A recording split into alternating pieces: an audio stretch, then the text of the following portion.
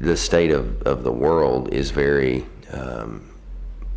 it's very shaky, and I think that I mean, with the things that go on with kids losing their lives, and with the political nonsense that goes on, I think that there's going to have to be a really conscious awakening from a lot of people in very higher platforms, and I mean, at the base of everything, it's all about money. So it's like you can't really, it's hard to say. You have to really realize that all those people that are making the decisions, I mean, they're not affected by the decisions, but yeah, I mean, I think the best thing that anybody can do is just realize we're all on Earth together, and we got to take care of each other and take care of this planet, and not kill each other. And it's really I mean, I got a little girl now, and it's like, thinking about when she grows up, I'm sitting there going, man, I hope things get better, and maybe they will. You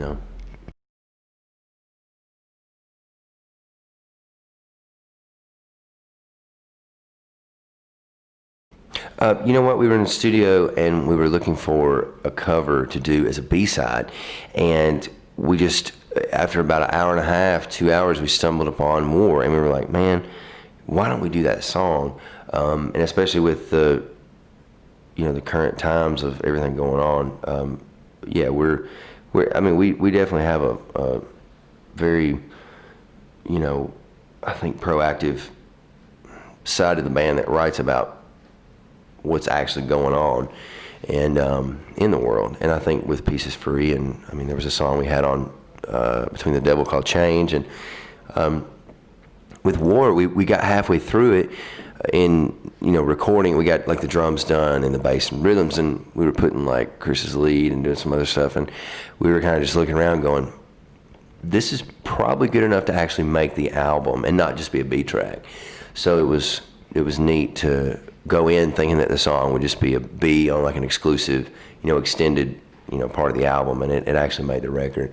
It's a great song, but Edwin's version is obviously the original, and it'll always will be. But I think our version is pretty.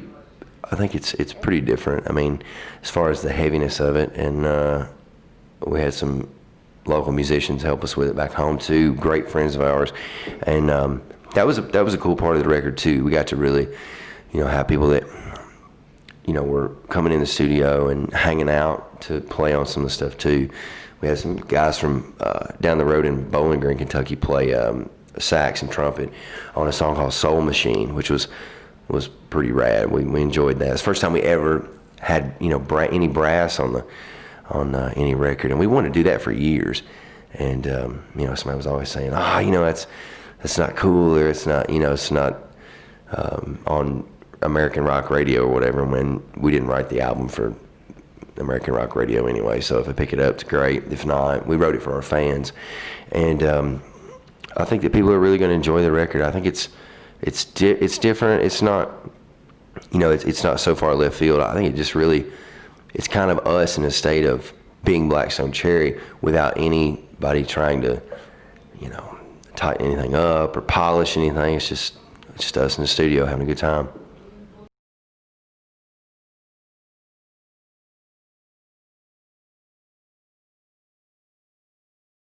I think it can be taken any way that anybody wants to interpret it. But I think because we all write the lyrics, so it's not just one guy writing the lyrics. So I mean, when somebody's writing on a song, their interpretation of the lyrics can be a lot different than mine, or mine can be theirs. Can be different.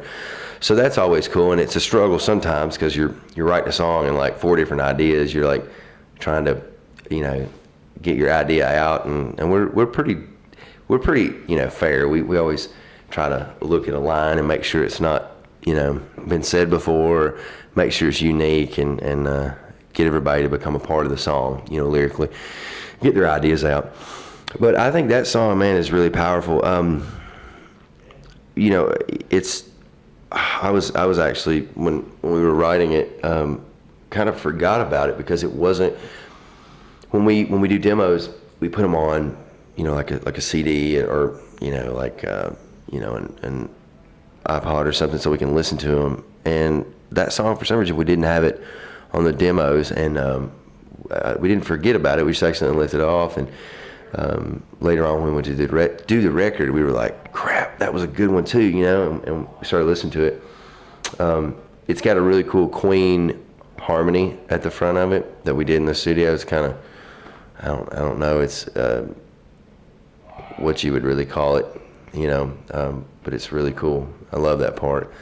And yeah, as far as the lyrics go, I mean, yeah, I think probably from Chris's standpoint, yeah, it probably, some of the inspiration probably came from him, finding his own spirituality, and then, but like I said, anybody can take it any way they want to, It's a good, positive, inspiring song.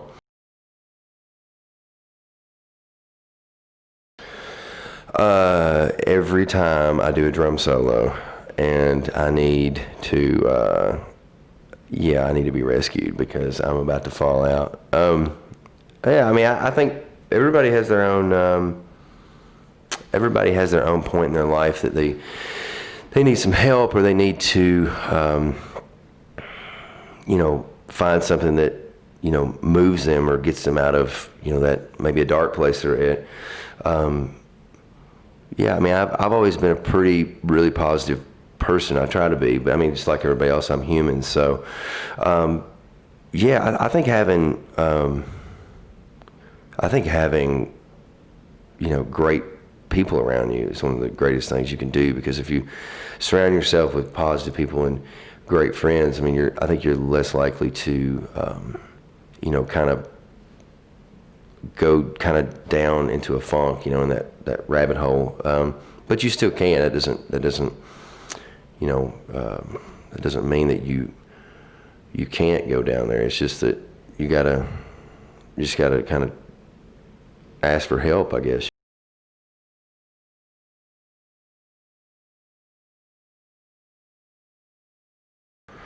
We've been through a lot as a band. We've been, maybe other 15 years this year, since 2001. And yeah, I mean, everything we've been through has been worth it. There's some things we did that, like working with, people, as we were coming up, that were kind of, I don't look at anything as a waste of time. It was just something that let me see how I can put this. At the time, like when you're a growing musician, you think that that's the most important thing, and you've got to, this is this is like, you got to get this right, and it's like you put so much emphasis on working on a specific part of your career that you realize later that you really didn't have to, do that. I mean, I think a lot of musicians get misguided early on, and they get, and they lose a lot of their drive for, the end result, whether it's working with, somebody that, I don't know, a lot of times an act will get with a songwriter or a producer that's not a top tier professional, and it's like a medium level, dude, or whoever it is, and they give them some wrong advice and stuff like that. I know it's kind of hard to explain if you haven't been there, but like a lot of times, like we worked with this one dude from Florida that was just the biggest, I can't even say on camera what his personality was like, but he wasn't a pleasant person, and that could have been very detrimental to our band, but we pulled through it, and he just wasn't a pleasant person to work with, but we were still growing as a band, and so it was very important to like nurture our musical knowledge and education. And this label rep from a big label actually put us in touch with him, and we wrote some songs with him. It came down to the farm in Kentucky, but it's just, you got to be careful when you're growing as a band who you work with, and make sure that your experience with them is positive, and they're helping you carve out, they're helping you elevate what your musical talent is, and not cut away the things that are great about you as an artist, songwriter, musician. you got to really stick to your guns and stick to your integrity. And it's like, I think too, like when we first started, back in the day, we were with some really, like, we had some label people looking at us that were really shallow, and they were like, oh, you guys need to be like 150 pounds and like, not dress this way and not look Southern. And we were like, and we're doing okay now being the way we are. So you just got to kind of, realize that don't take everything to heart that you hear. If you're trying to do this professionally, you just got to, like, kind of stick to your guns.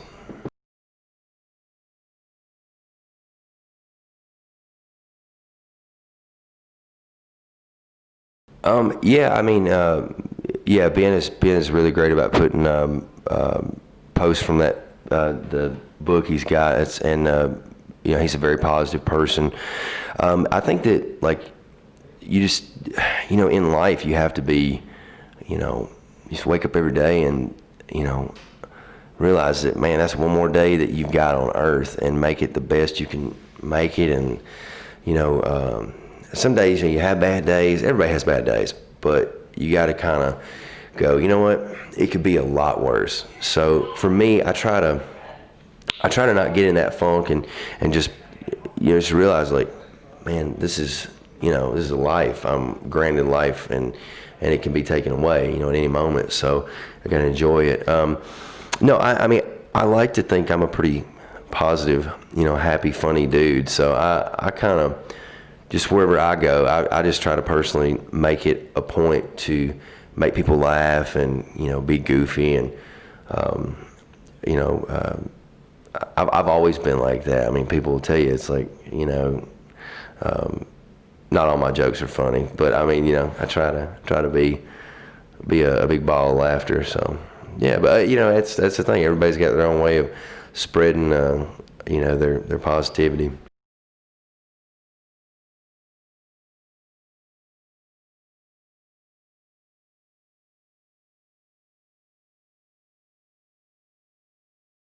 His mom reached out to our Facebook and was explaining his situation and everything, that he was battling a disease. And we just, like, he was from our hometown, so we had a pre-production day that we do at, like, a theater back home. And we were getting ready to, I can't remember what tour we were going on, but we get all the crew guys in and go through all our rigs and stuff.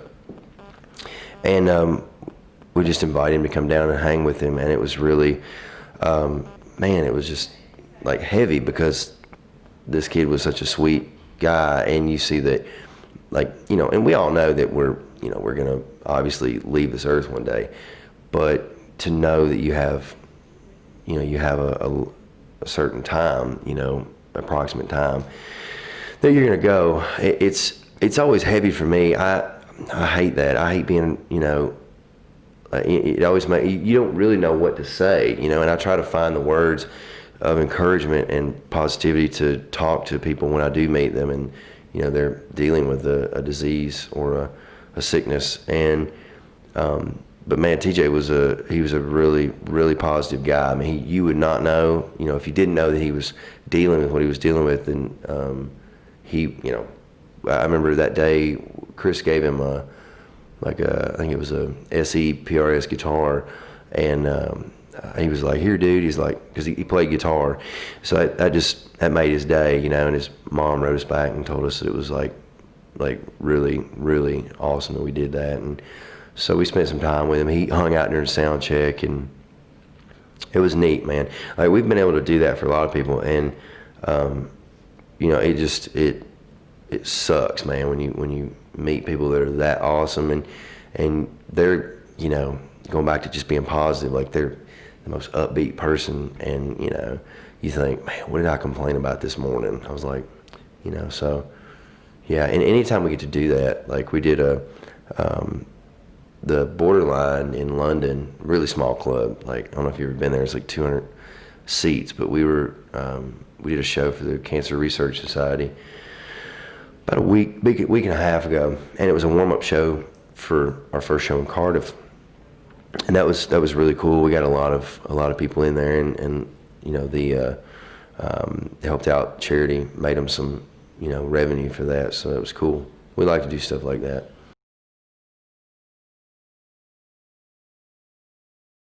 Oh no, just it was mostly just well, there could have been, you know, but I mean no, but there a lot of a lot of the people were, you know, thanking us and stuff and telling us what it was a cool opportunity. We were like, well, thank you for coming, because, you know, you guys are spending the money and that's going to these proceeds, and it's cool. I mean, we're in a position where we're kind of, you know, I mean, we call it famous, but just, you know, getting known as a band, you know, and we can do that, and that's cool to be able to give back, and any chance we, you know, get, we try to do that, so it's nice.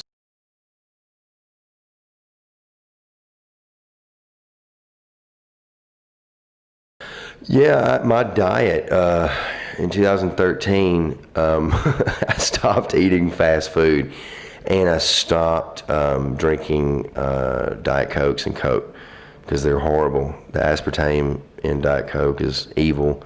Evil Monsanto Corporation in California, trying to poison and kill everybody, trying to make, you know, GMO everything. And I noticed I went from like 245, 50 pounds down to like 187.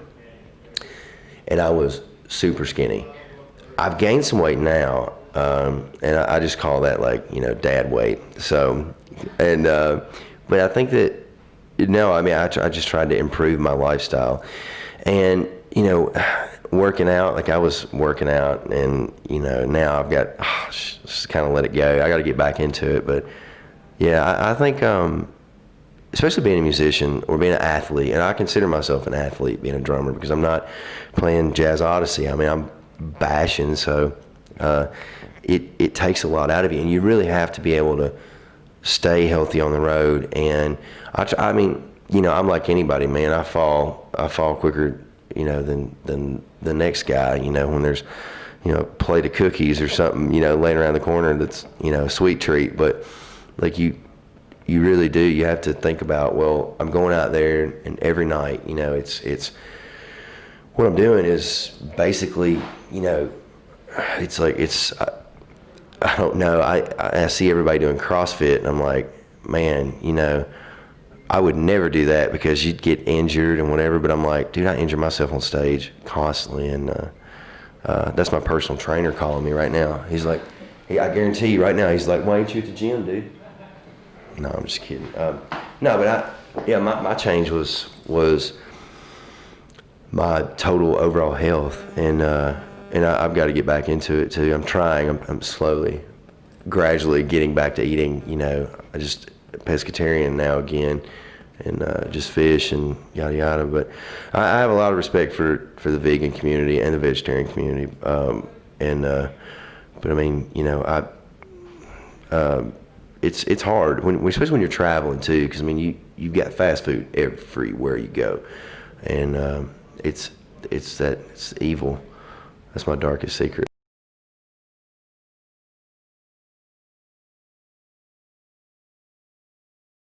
I have a lot of respect for people who don't eat meat, because of the reasons of factory farms, and just the, you know, the topic of animal, you know, cruelty. But I do still eat fish and dairy. Yeah, man, it's like the factory farm for me. I mean, if we're gonna get into it, I mean, I can't. I just, if you watch anything, if you open your mind to anything about the meat production in the world, I mean, not just in America but everywhere, it's really, really bad. I mean, we're, you know, like a pound of beef, it takes like 6,000 gallons of water and like 2,500 pounds of grain to feed that cow to produce that 1 pound of beef. And there's people in countries that are starving to death because they don't have food or water, and they're destroying, I think it's an acre per 10 seconds in the rainforest. The deforestation is happening because we need more land for cattle. And then those native, you know, people that are down there are losing their houses and losing their land because corporations are coming in. They're bulldozing rainforest. So yeah, tree hugger I am. I mean, I still hunt deer, and I actually have I don't know. Ever since I had my little girl, I become like kind of, I don't know, soft-hearted, and I bow hunt, which is I think is puts you more on a even level than gun hunting. I mean, I own guns, and I've grew up with guns, and it's for, I know it's different for people of different cultures that don't grow up with them, but when you grow up a responsible person and you have parents who teach you gun safety, and that's a lot different than I think what people from outside look at American. They probably go, they're running around with everybody who owns a gun is a complete wacko, and no, it's there's a lot of really responsible people with firearms, but it's just it's how you grow up. And I mean, hunting it's done around the world. I don't agree with sportsman hunting, like where it's cage fences and you got a millionaire that's paying thousands and thousands of dollars to go hunt an elephant or a lion or something like that. That just pisses me off. I don't agree with that at all. I think if you're gonna hunt, you gotta eat it. I mean, that's the way I was taught when I grew up. It's like, if you're gonna go harvest an animal, you gotta make sure that you respect the animal, you know how to clean it, get every piece of meat off you can, and you're doing that in a responsible and respectful way. Now, for me, I mean, being pescatarian, like I've noticed, like, even the way I feel is better not eating tons and tons of meat all the time. I think really probably the Mediterranean people had that pegged better than anybody did. I mean, they only eat, like, what is it, red meat, like once a month, because they have an ample amount of fresh seafood all the time. So, and that's hard too. Depends on where you live. How your resources are. If you can get to whatever you're eating. If I had it, to solve everything, if everybody had their own hobby farm, they had like 10 acres, if all governments would, pay for people to be able to grow their own vegetables, and, it's greed is what is smothering our world to death. If it was more of a, I'll scratch your back, scratch mine world community, it'd be a lot better, people sharing and people not, wanting, more than they needed.